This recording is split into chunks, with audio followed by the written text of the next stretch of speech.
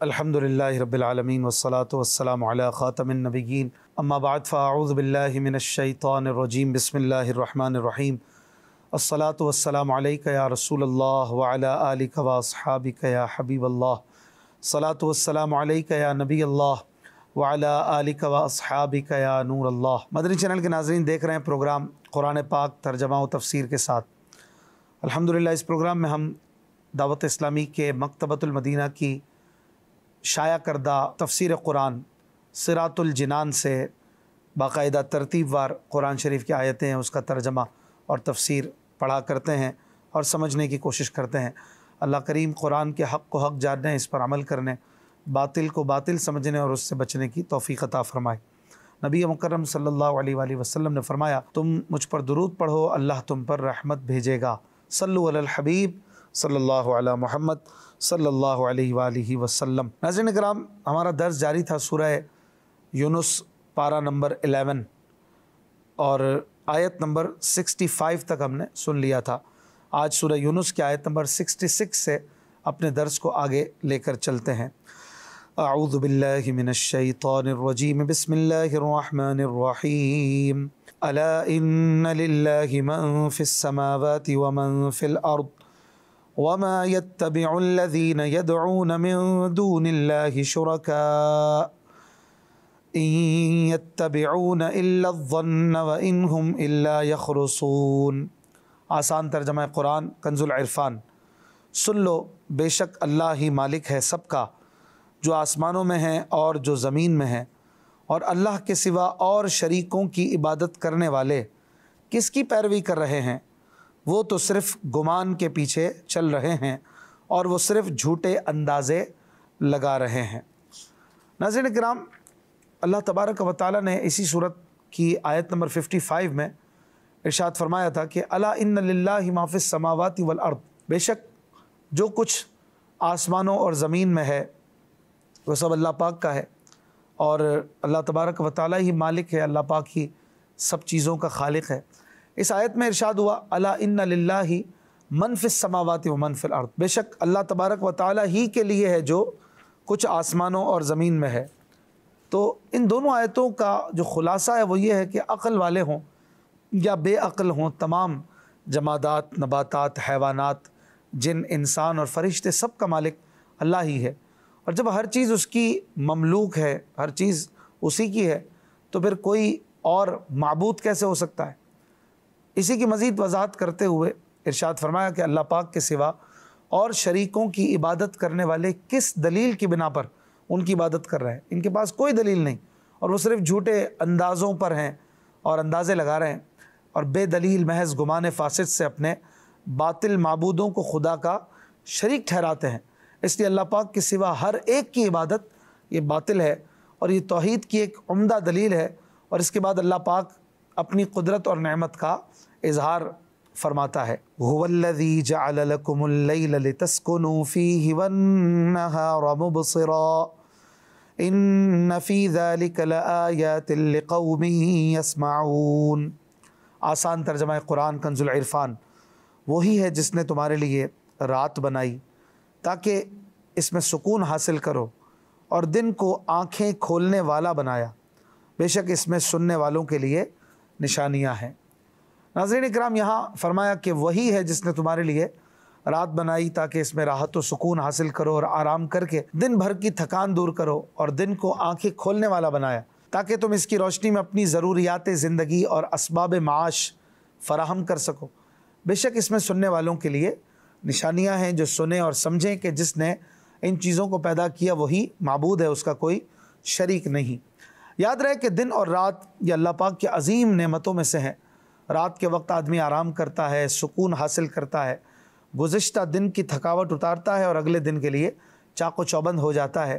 اور دن کے وقت آدمی ہزاروں کام سر انجام دیتا ہے، دنیا بھر کے کام کرتا ہے، اور اس کے ساتھ دن کی روشنی سے بھی راحت و آرام پاتا ہے۔ دن یا رات میں سے کوئی ایک ختم ہو جائے تو زندگی نہایت کٹھن ہو جائے۔ اگر دن ختم ہو جائے اور ہمیشہ رات ہی رہے تو زمین پر کچھ کھانے کو نہ اگ سکے، اور سردی کی شدت بڑھتے بڑھتے انسان ہلاک ہو جائے۔ اور اگر رات ختم ہو جائے اور ہمیشہ دن ہی رہے تو فصلیں سورج کی تمازت سے جل جائیں اور لوگوں کا راحت و آرام چھن جائے۔ الغرض رات اور دن دونوں ہی اللہ پاک کی نعمت ہیں، اور ان نعمتوں کی اہمیت کا صحیح اندازہ ان ممالک میں رہنے سے ہو سکتا ہے جہاں کئی کئی مہینے دن یا کئی کئی مہینے رات رہتی ہے۔ سبحان اللہ۔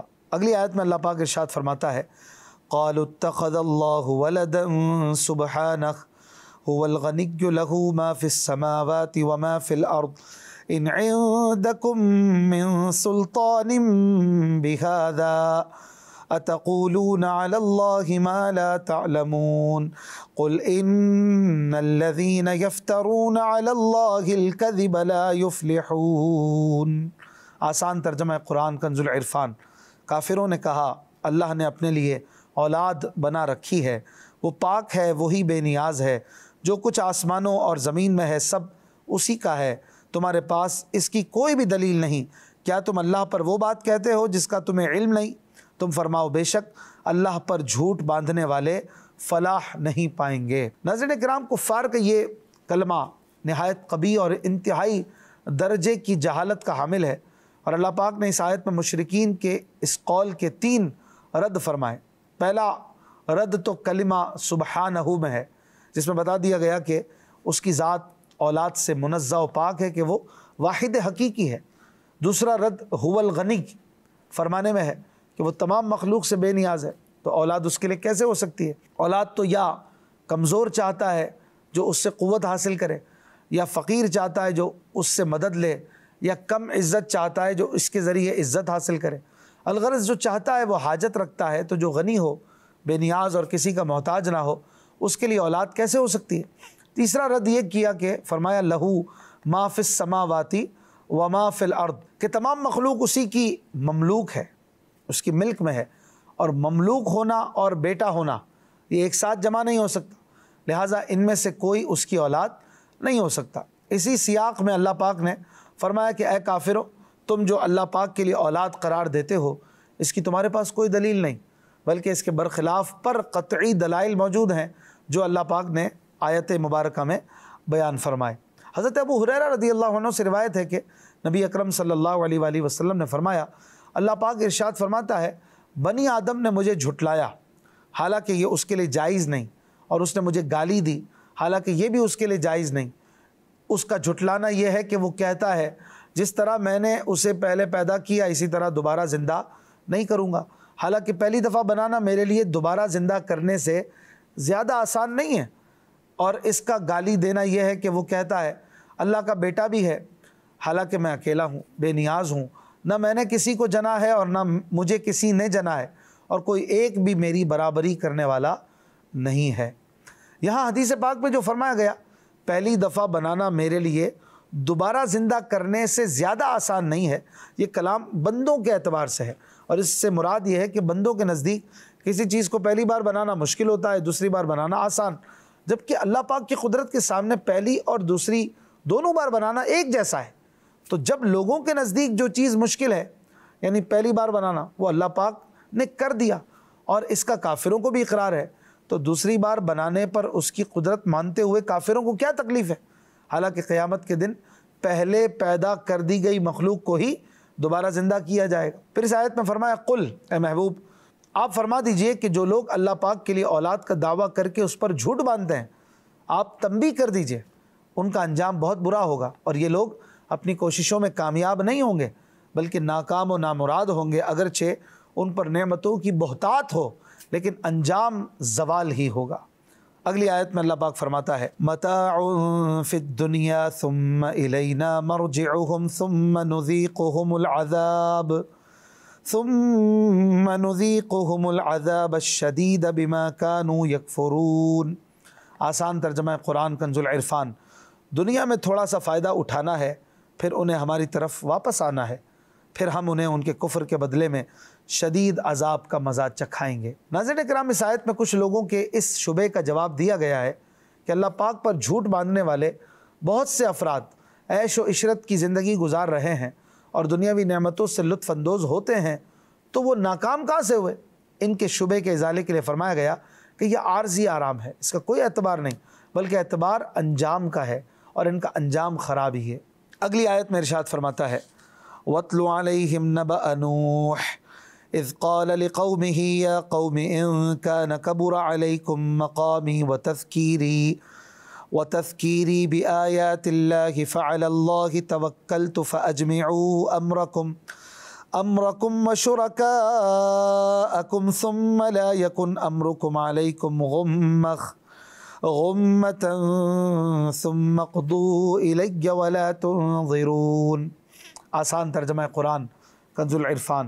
اور انہیں نوح کی خبر پڑھ کر سناؤ جب اس نے اپنی قوم سے کہا، اے میری قوم، اگر میرا قیام کرنا اور میرا اللہ کی آیتوں کے ذریعے نصیحت کرنا تم پر بھاری ہے تو میں نے اللہ ہی پر بھروسہ کیا، تو تم اپنا کام اور اپنے شریکوں کو جمع کر لو، پھر تمہارا کام تم پر پوشیدہ نہ رہے، پھر میرے بارے میں جو کچھ کر سکتے ہو کر لو اور مجھے کوئی مہلت نہ دو۔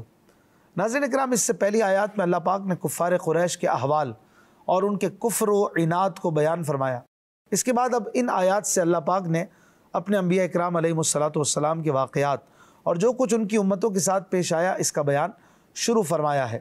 گزشتہ انبیاء اکرام علیہم الصلاۃ کے حالات زندگی بتا کر حضور علیہ الصلاۃ کو تسلی دینا مقصود ہے تاکہ کفار کی طرف سے پہنچنے والی اذیت کی تکلیف آسان ہو، اور ان واقعات اور ماضی میں کفر کرنے والی امتوں پر آنے والے عذاب اور دنیا میں ان کی ہلاکت کا بیان کفار کے لیے قلبی خوف کا سبب ہو اور وہ ایمان قبول کرنے کی طرف مائل ہو۔ اور چونکہ سب سے پہلے حضرت نوح علیہ السلام کی قوم پر ان کے کفر و سرکشی کی وجہ سے عذاب آیا، اس لیے یہاں ان کا ذکر پہلے فرمایا گیا۔ آیت کا خلاصہ یہ ہے کہ جب حضرت نوح علیہ السلام نے یہ دیکھا کہ ان کا اپنی قوم کے درمیان مدت دراز تک ٹھہرنا اور اللہ پاک کی آیتوں کے ذریعے نصیحت کرنا انہیں ناگوار گزرا ہے اور اس پر انہیں قتل کر دینے اور اپنے علاقے سے نکال دینے کا ارادہ کیا ہے، تو آپ نے ان سے فرمایا، مجھے اللہ ہی پر کامل بھروسہ ہے اور میں نے اپنے معاملات اسی کے سپرد کر دیے ہیں، تم میری مخالفت میں اور مجھے ایذا پہنچانے کے لیے جس قدر اسباب جمع کر سکتے ہو کر لو، بلکہ اپنے باطل معبودوں کو بھی ملا لو، اور تمہاری یہ سازش پوشیدہ نہ رہے بلکہ اعلان کرو، پھر میرے خلاف جو کچھ کر سکتے ہو کر گزرو، مجھے کوئی مہلت نہ دو، پھر بھی مجھے تمہاری کوئی پرواہ نہیں۔ حضرت نوح علیہ السلام کا یہ کلام انہیں عاجز کر دینے کے طور پر تھا۔ مدعا یہ ہے کہ مجھے اپنے قوی اور قادر پروردگار پر کامل بھروسہ ہے، تم اور تمہارے بے اختیار معبود مجھے کچھ بھی نقصان نہیں پہنچا سکتے۔ حضرت نوح علیہ السلام دنیا میں چوتھے نبی اور پہلے رسول ہیں۔ آپ کا نام یشکر اور لقب نوح ہے کیونکہ آپ خوف الہی سے بہت گریہ و زاری کرتے تھے۔ آپ آدم ثانی کہلاتے ہیں کیونکہ طوفان نوح کے بعد آپ ہی سے نسل انسانی چلی۔ قرآن پاک میں آپ علیہ السلام کی تبلیغ کے واقعات کو متعدد جگہ کافی تفصیل سے بیان فرمایا گیا ہے۔ اس آیت سے 5 چیزیں معلوم ہوئیں۔ انبیاء اکرام علیہم السلام نہایت بہادر، باہمت اور اولو العزم ہوتے ہیں۔ جیسے یہاں ایک طرف پوری دشمن قوم مخالف ہے اور دوسری طرف تنہا صرف اللہ کے بھروسے حضرت نوح علیہ السلام کس قدر جرت کے ساتھ مخالفین کو پکار رہے ہیں۔ اسی سے معلوم ہوا کہ قادیانی نبی نہیں تھا کیونکہ وہ انتہا درجے کا ڈرپوک تھا، ساری زندگی اسی ڈر سے حج کو نہیں گیا اور جہاں جانے سے اسے نقصان پہنچنے کا خوف ہوتا تھا وہاں بھی نہیں جاتا تھا۔ یہ بھی پتہ چلا کہ لوگوں کی ایذا کی وجہ سے تبلیغ سے کنارہ کشی نہیں کرنی چاہیے کہ حضرت نوح علیہ السلام نے تکالیف برداشت کرنے کے باوجود 950 سال تک تبلیغ فرمائی۔ یہ بھی پتہ چلا کہ تبلیغ دین کے لیے جرت اور ہمت کی ضرورت ہوتی ہے، بزدل اور ڈرپوک آدمی تبلیغ کا حق ادا نہیں کر سکتا۔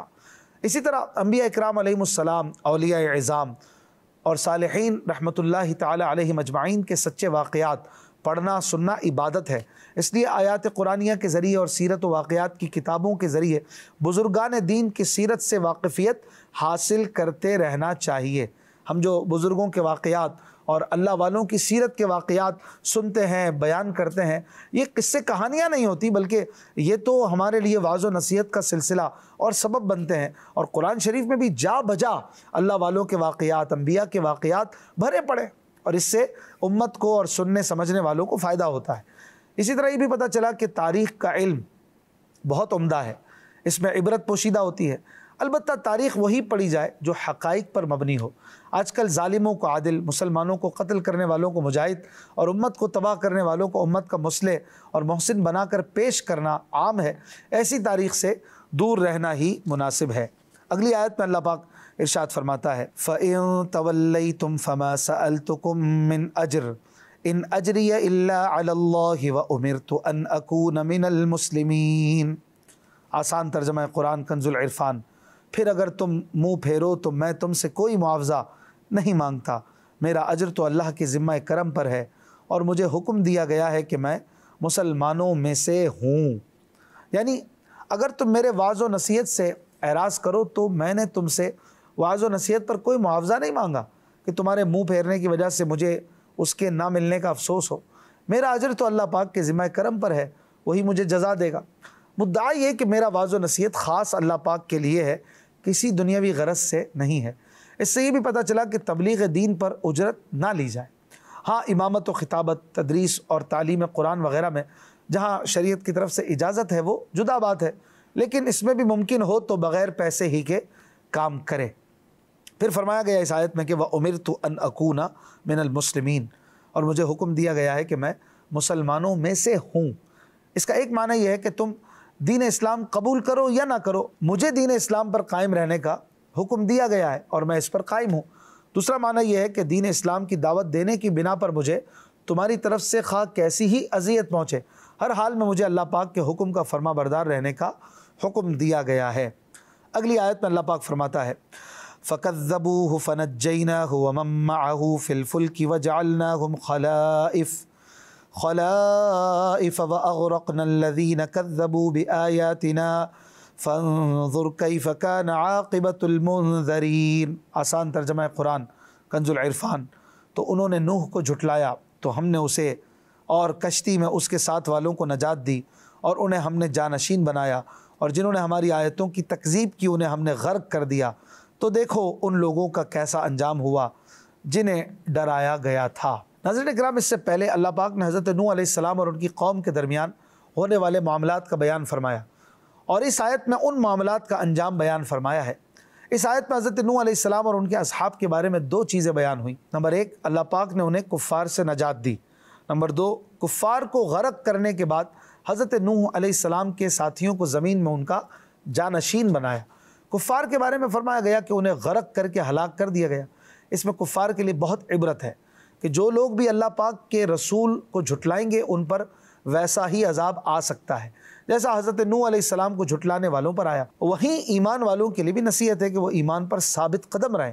تو جس طرح اللہ پاک نے حضرت نوح علیہ السلام پر ایمان لانے والوں کو مخالفین کے شر سے نجات دی، اسی طرح انہیں بھی مخالفین کے شر سے بچائے گا۔ اگلی آیت میں اللہ پاک ارشاد فرماتا ہے ثم بعثنا من بعده رسلا الى قومهم فجاءوهم